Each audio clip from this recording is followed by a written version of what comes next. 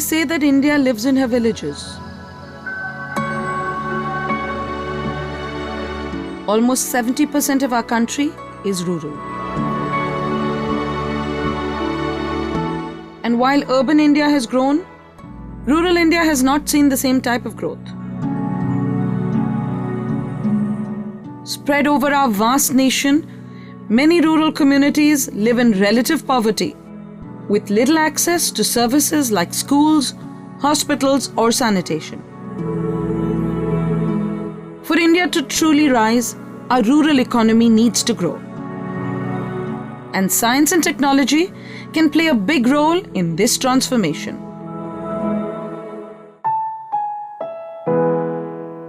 In this film, we explore ways in which science can help improve livelihoods and the quality of life in rural India. The science doesn't always need to be high-end. Sometimes simple innovations can touch and change lives. And so, we will travel across the country, from Telangana to Gujarat, from Punjab to Maharashtra, to see how science is for everyone and how science can create inclusion.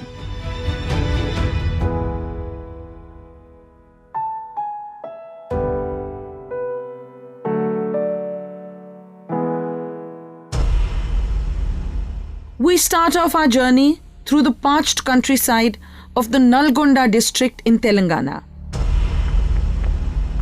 where water, the basic source of life, was disabling the community in terrible ways. Many members of the community have developed skeletal deformities by drinking the local water. How can water, the source and sustainer of life, do this? Because it had fluoride in it. And by drinking this water, many people in the community suffered from a disease called fluorosis, which leads to dental issues when consumed in moderate quantities and to severe skeletal problems when consumed over the long term. ఏం బాధలు అంటే నీళ్ళ గురించి నీళ్ళు తాగితే ఈ కాళ్ళ నొప్పులు మోకాళ్ళ నొప్పులు ఇవన్నీ గుంజుతాయి పండ్లు పుచ్చిపోతాయి. Now, why is the water in this area so bad? Some experts believe that the root cause of fluorosis is the extensive use of bore wells in this region. Earlier, the major source of water in the district was open wells or lakes. But over the last 2 decades, people have been digging bore wells, which have penetrated the subsurface level where there is a high fluoride content. And this is one of the worst affected districts in the country. మాది మొత్తం flooring గురించి మోకాళ్ళ నొప్పులు ఈ నడుము నొప్పులు ఈ పండ్లకు కందులు వస్తాము ఈ పండ్లు పుచ్చులు పోతాం ఆ ప్రాబ్లం ఉంది ఎక్కువ మాకు. దాని గురించి అబ్బాయికి అట్లా అయింది ఆ ఫ్లోరింగ్ గురించి. మొదటి సందే ఉన్నాయి. ఇప్పుడు ఇది తాగినాక కొద్ది రోజులు నడిచినాయి అది ఏమంతా తాగలేము మేము. మొదటి సందే ఇవి. What then could be done to set this problem right? The Indian Institute of Chemical Technology worked out the mechanisms to set up a low-cost groundwater defluoridation plant. Now this plant uses reverse osmosis to reduce the concentration of fluoride in the water so that it becomes safe for human consumption. How does reverse osmosis work? Basically, there's a semi-permeable membrane that allows the passage of water molecules but not dissolved impurities like salts and bacteria.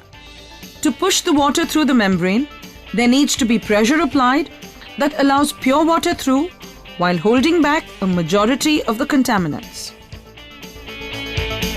The project has been funded by the Department of Science and Technology. This technology has the power to remove all impurities in a single step. The other advantage is the low operating cost, which is less than 7 paisa per litre of purified water. These plants have served a purpose like providing safe water for a period of 5 to 10 years. Most of them have been running for 5 to 10 years, and by the time the piped water has reached to remote villages, these plants have been able to intermittently provide the safe drinking water to the local population. The IICT team made nearly 50 visits to different villages for plant installation and to overcome challenges such as lack of power supply, low voltage, as well as the lack of awareness and cooperation from local people. But the efforts have paid off. The change and hope in the community is tangible.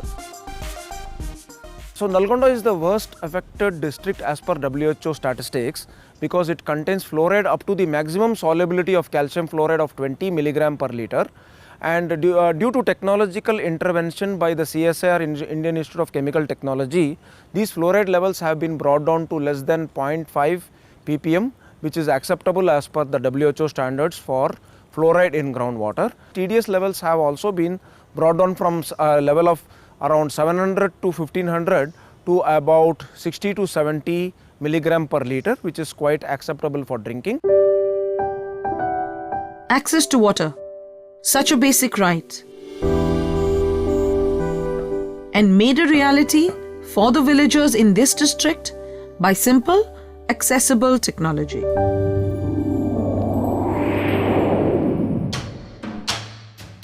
What else can science do to create change and inclusion? We travel across the country to Mali village in the Kandi region in the state of Punjab. The farmers here cultivate the desi rose. रोज है जो गुलाब है, देसी गुलाब खास करके, इसमें बहुत अच्छा खूबसूरती ये है कि इसमें फ्रेगरेंस होता है, महक होती है, हर मंदिर में हर गुरुद्वारा में यूज होता है. But there was a surplus of roses. Could they be used then to further supplement the income of the villagers of this area? गुलाब हमने खेतों में लगाया, खेतों के जैसे बट्टों के ऊपर बनने के, लेकिन फूल तो लग गया और फूल का करें क्या हम लोग. A group of researchers in the Punjab Agriculture University at Ludhiana came up with a process by which rose sharbat could be prepared using fresh rose petals along with water, sugar and citric acid. रोज शरबत को जब मैंने बनाया तो उसके अंदर जब test कराए तो उसके अंदर इतनी अच्छी खूबी निकली, एंटीऑक्सीडेंट मोर देन 80%. उसका जो एसिडिटी लेवल है वो लेस देन 1% होना चाहिए, इसका 0.3 है, और मोर देन 1 ईयर, मतलब कहीं लगभग 2 साल तक इसको सेल्फ लाइफ रहती है. घरों में हर आदमी नॉर्मल टेम्परेचर पर रख सकता है. Once this process was fine-tuned, it was shared with the women of a self-help group in the community. These women were taught the process and shown how to adhere to certain quality standards. ना कोई colour डालना है, कोई बाहर से कोई चीज़ लेकर नहीं डालनी, सिर्फ फूल लिए, ताज़ा फूल लिया और उसको बॉयल किया, बॉयल करके बस उसका करके निकाला, उसमें शुगर ऐड कर दी और बाद में उसकी बोतल निकाल दी. इतना अच्छा process. This rose sharbat clears toxins. It has a cooling effect and is a source of instant energy. It is 100% natural with no synthetic preservatives or food color. In spite of this, the shelf life of the sharbat is 1.5 years. The women in the group managed to sell 7,000 bottles of sharbat in 2017-18. अचार, चटनी, मुरब्बा, कोई भी काम हम करते हैं उसमें इतना प्रॉफिट नहीं है जितना हमने देखा. जैसे रोज़ शरबत है, रोज़, और मेहनत भी ज़्यादा नहीं है और प्रॉफिट भी आराम से 15 से 18 लाख का टर्नओवर है. The creation of value-added products like this from local produce truly gives the women in the community and the local farmers access to a new kind of livelihood. Increased income, a sense of empowerment, and a hope of more choices. A lot riding on the back of a bottle of sharbat.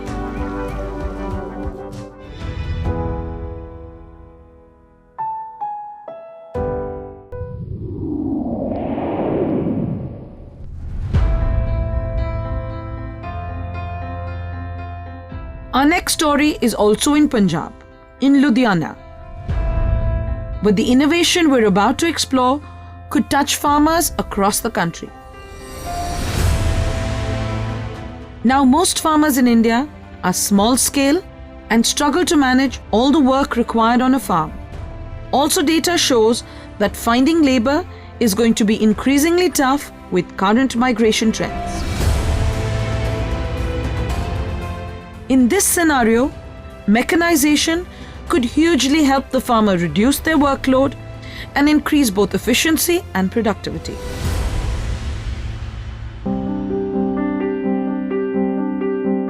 We traveled to CSIR's Central Mechanical Engineering Research Institute in Ludhiana to explore some innovations. We have been known for the tractor technology. It is a farmer-centric.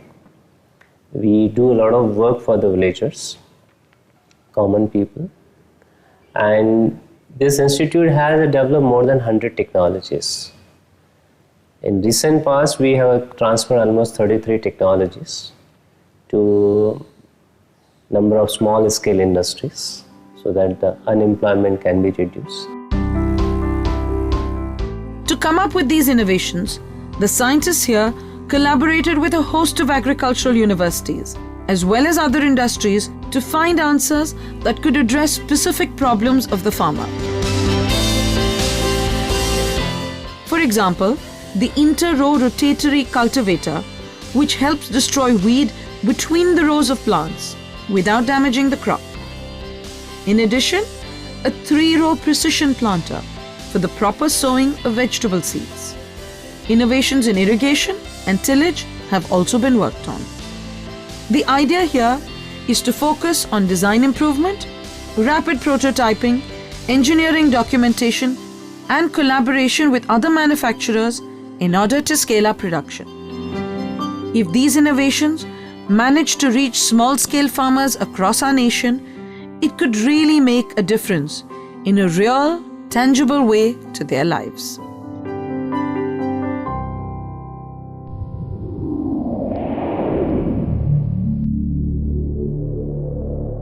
Let's move now to Gujarat, to a community of craftspeople who have been using traditional techniques to create terracotta artifacts for centuries. But without access to modern technology, they were struggling to make ends meet. Their designs were not working for a modern market. The marketing end of the product was also a challenge. Main जो दिक्कत है वो दिक्कत ये है कि इसमें मेहनत बहुत काफ़ी है और ये चाक के ऊपर काम करते हैं तो मेहनत है और उसमें क्वालिटी नहीं निकलती है और प्रोडक्शन बहुत कम लगता है. The scientists at CSIR's Glass and Ceramic Research Institute in Ahmedabad decided to intervene to try and revive this art form. Conventional जो सिरामिक पॉटरी लोग बनाते थे बहुत पुराने सालों से, आज धीरे धीरे वो लुप्त हो रहा है.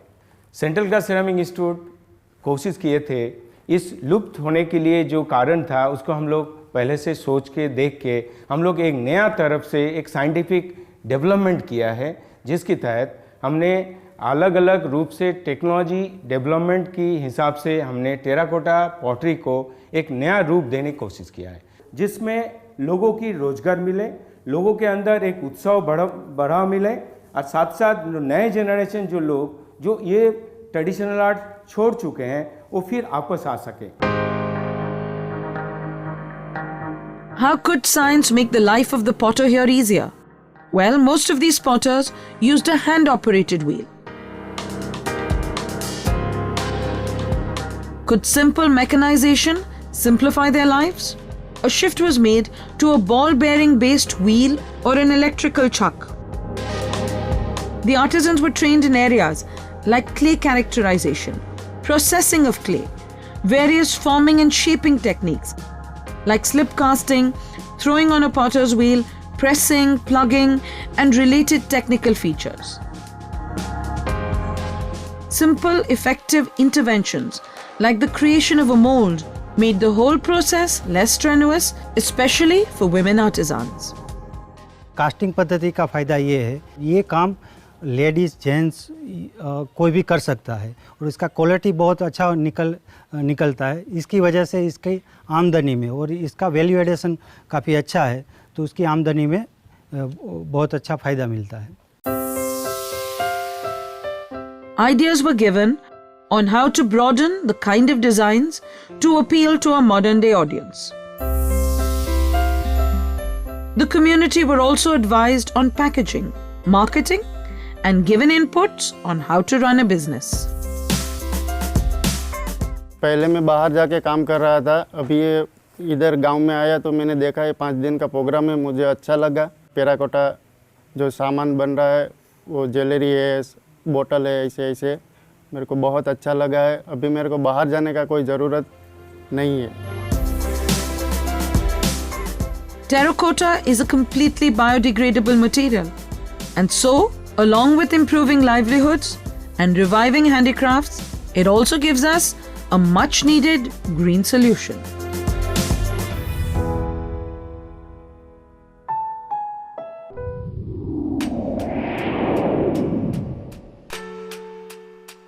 Our next story takes us to the kitchens of rural India. To the stove or chula, which millions of Indians use. Almost 85% of rural households burn solid fuels like wood, cow dung, or crop waste for cooking. The soot generated in the process is hugely detrimental to health.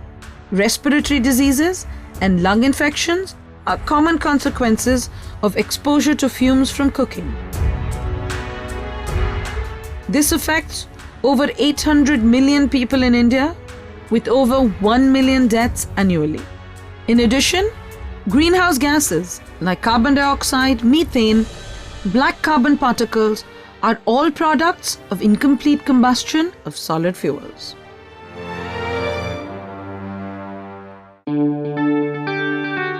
And so scientists needed to come up with a cheap biomass-based chula that could be sold, distributed, and used in millions of diverse households.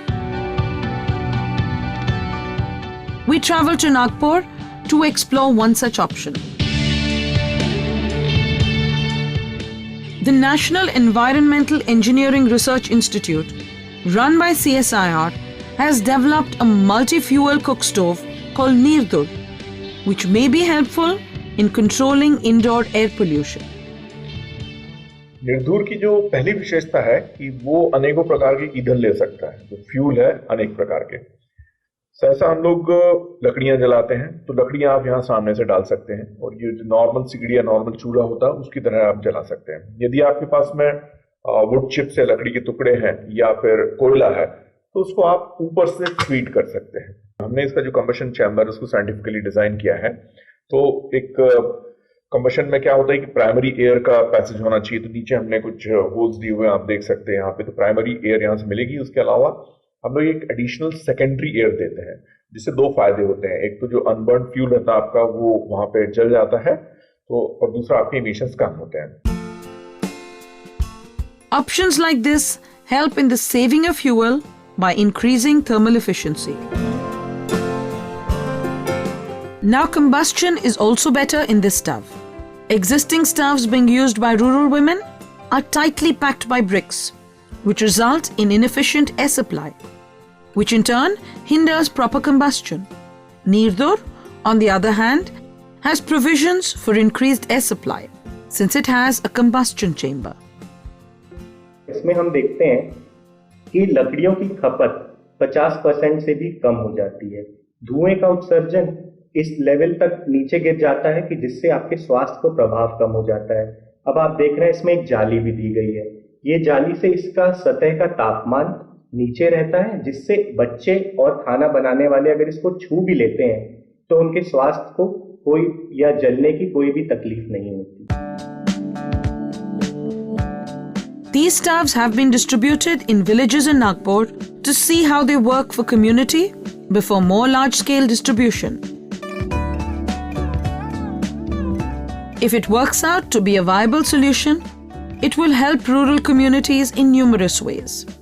Better health, less fuel, more efficiency, and a cleaner environment. A lot of change propelled by a little stove.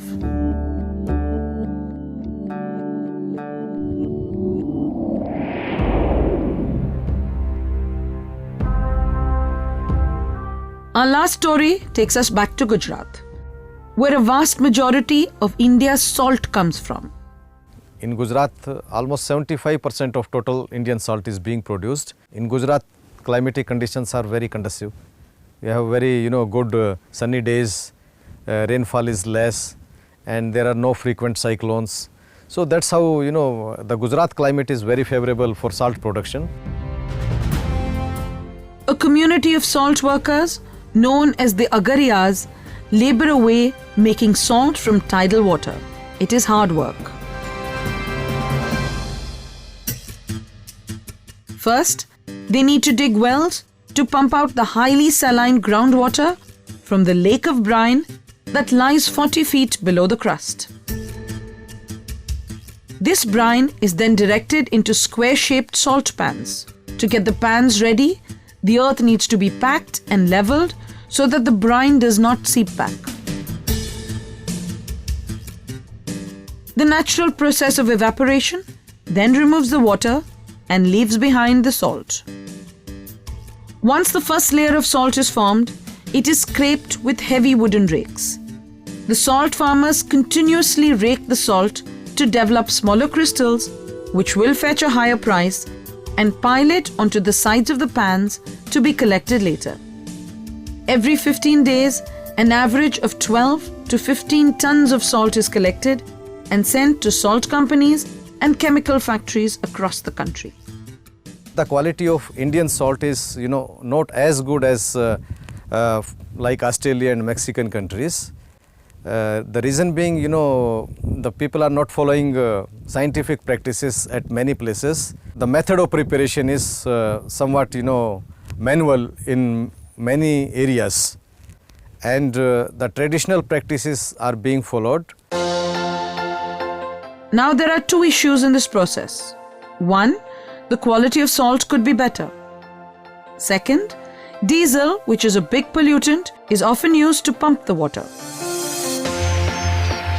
To address this, scientists at the CSIR Central Salt and Marine Chemicals Research Institute, a premier salt research institute, have worked on ways of bringing in solar technology and other techniques to improve the salt production in this area. They brought in solar pumps. These brought an economic return for the farmers because they're more cost-effective. The clean technology also reduced particle matter and carcinogens from the area. Other improvements in mechanization and technology ensured that the quality of salt also improved. With the intervention of CSMCRI, now those marginal salt producers are producing, grade 1 salt, BIS grade 1 salt, requires 99.5 weight% of sodium chloride purity. These new technologies have boosted the livelihoods of the Agariyas. Earlier they are getting around 150 rupees from the 1 ton of salt. Now they are getting from the industrialist around 350 rupees per ton salt. The learnings from Gujarat have already been implemented in other parts of the country like Rajasthan. They can be further used in communities across the country. Clean energy models like this can work as a model of change for millions of people across our nation.